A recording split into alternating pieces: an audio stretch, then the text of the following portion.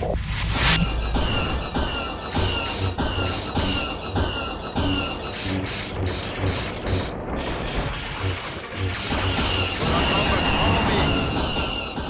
I'm Baz, filmmaker, dad, and the guy behind 20 Minute Gamer. If you're anything like me, you don't have hours and hours to sink into every game, and that's why I test whether a game can hook you in just those first 20 minutes. Today is May the 4th, also known as Star Wars Day, so naturally I had to jump into some retro Jedi action.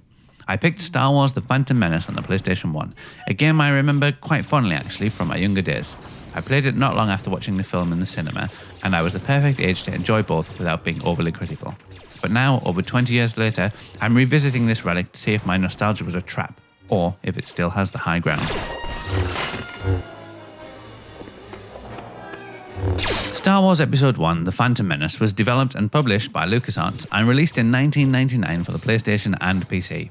It's a third-person action-adventure that follows the plot of the film, letting you play as characters like Obi-Wan Kenobi, Qui-Gon Jinn, and even Queen Amidala across various missions. It came out in the height of the Star Wars fever following the release of Episode 1 in the cinemas, and, like the film, was hyped beyond belief. But much like Jar Jar's entire existence, it's divisive. The game aimed to blend action, exploration, and light puzzle solving with basic platforming across levels lifted directly from the movie. It was ambitious for its time, so does it deliver a Jedi-worthy experience, or does it fall to the dark side? Story. You're dropped straight into the opening events of Episode 1 aboard a Trade Federation ship. You take control of Obi-Wan Kenobi and are joined briefly by Qui-Gon Jinn to negotiate a peaceful resolution to a trade blockade. Naturally, things go sideways quicker than Anakin on a pod racer. Cutscenes are unskippable, which is normally a pain, but here it's more a test of patience than plot delivery. What is your plan, Qui-Gon? When the Trade Federation Viceroy arrives, we must convince him to leave the system. Will they agree to leave?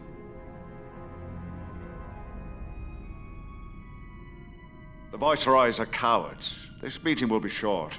The dialogue is flat, even by Jedi standards, and Obi-Wan reacts to imminent danger like he's just lost signal on his holocom. What is that gas coming out of the floor? Gas fills the room, battle droids attack, and our heroes get separated. Cue you wandering the ship alone with zero sense of urgency or context. You can chat with a protocol droid early on who gives you what might generously be called background information, but it doesn't really provide that much insight into what's going on. The plot then becomes a parade of grey corridors and door switches with only the Force and some very vague mission objectives to guide you. Honestly, if this was someone's first exposure to Star Wars, they would probably defect to Star Trek. Score, 3 out of 10. Controls. Control-wise, this game is technically functional, but that's about where the praise ends. You move Obi-Wan using the left stick with face buttons for things like jumping, attacking, using the Force, and interacting with things. Combat is button mashing at its most primitive. You swipe your lightsaber endlessly and occasionally land a deflection or a satisfying blow, but it never feels deliberate or skill-based. There's no sense of weight or strategy to the fights, just flailing wildly and hoping for the best. While the game feels okay in the hand, it's the camera that's truly Sith-level evil. It constantly fights you for control, and it never really gives you the angle you want. Enemies can be hitting you from off-screen while you're doing a 3-point turn just to face them.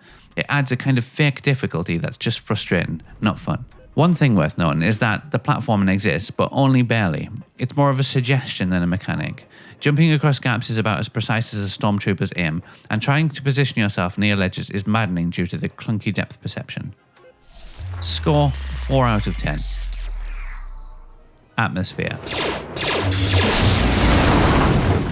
Here's the one area where I'll give credit where it's due. This game does feel like Star Wars. From the moment you boot it up, you're greeted with John Williams' iconic score, the familiar sound of lightsabers and blasters, and that clean but grimy sci-fi aesthetic. There is no denying that this nails the Star Wars vibe.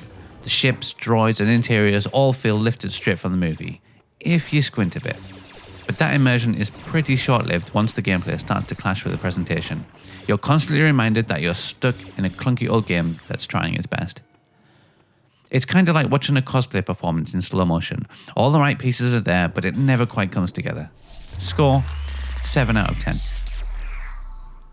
Music and sound. Musically, it's obviously a banger.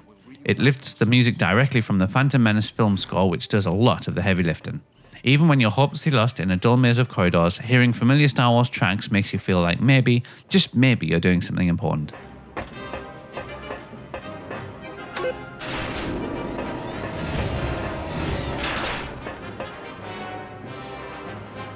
Sound effects are also on point. The hum of lightsabers, the zing of blasters, and the shrill cries of battle droids all check the right nostalgic boxes. But after hearing the 87th "Kill the Jedi" in 2 minutes, I was ready to turn my volume down and embrace the silence of deep space. Kill the Jedi!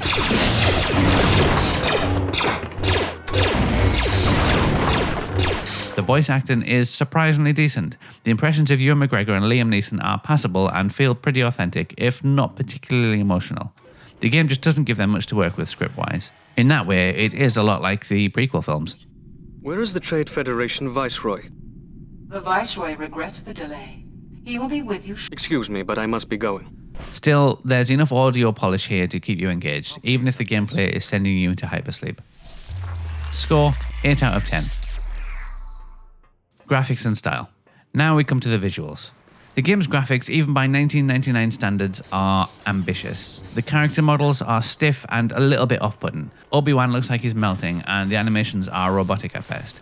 However, there are small touches that I appreciated. Explosions and laser effects are well done, and seeing your character get chopped into little pieces by a fan was surprisingly brutal and admittedly hilarious. It showed a level of detail and willingness to learn the medium's limitations in creative ways. Droid designs and environments mimic the film accurately enough, but repeated textures and lifeless set dressing drag it all down. The game also has a tendency to zoom out or use bizarre camera angles during cutscenes, which make dramatic moments feel more like CCTV footage of a queue at a galactic Tesco. It does look like Star Wars, sure, but it also looks like somebody made it under the pressure of a tight movie tie-in deadline, which, to be fair, they probably did. Score, 6 out of 10. Gameplay. This is where things take a nosedive faster than a pod racer with no stabilizer. The gameplay loop is aggressively simple and painfully repetitive. Walk down the corridor, fight droids, hit a switch, repeat. You're occasionally separated from Qui-Gon, which sounds exciting in theory, but in practice it just means wandering aimlessly through look-alike environments with little direction. Some areas have collapsing floors that drop you into lower levels. It's fine once, but by the third time you fall into the same pit despite trying to jump over it, it feels like the game is trolling you.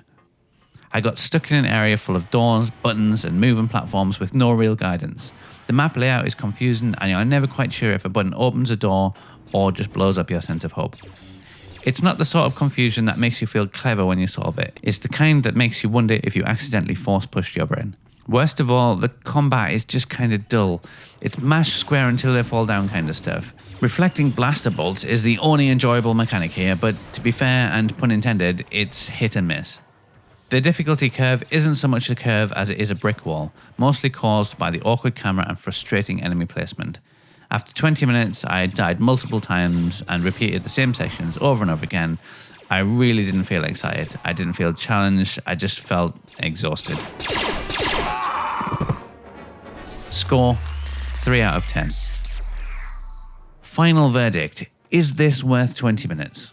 I really did want to enjoy this. I honestly did. I've got some really nice memories of playing it when I was younger, and I do have a soft spot for the Phantom Menace. But this game has aged like blue milk left in the Tatooine sun. It's frustrating, disorientating, and at times outright tedious. Sure, if you're desperate for a hit of nostalgia and want to swing a lightsaber on clunky old console, then maybe give it 5 minutes. But if you're looking for a rewarding experience that respects your time, then this isn't the game you're looking for.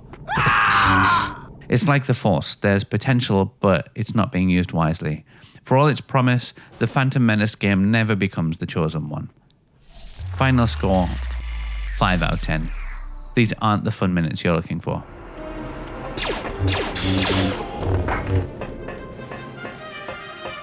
What's your memory of the Phantom Menace game? Did you ever beat it, or did you also fall to the dark side by level 2?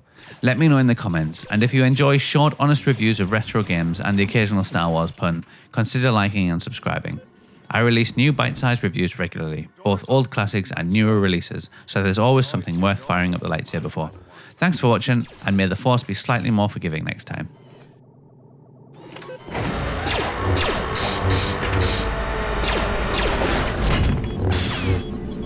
should be a control panel nearby that will open this door.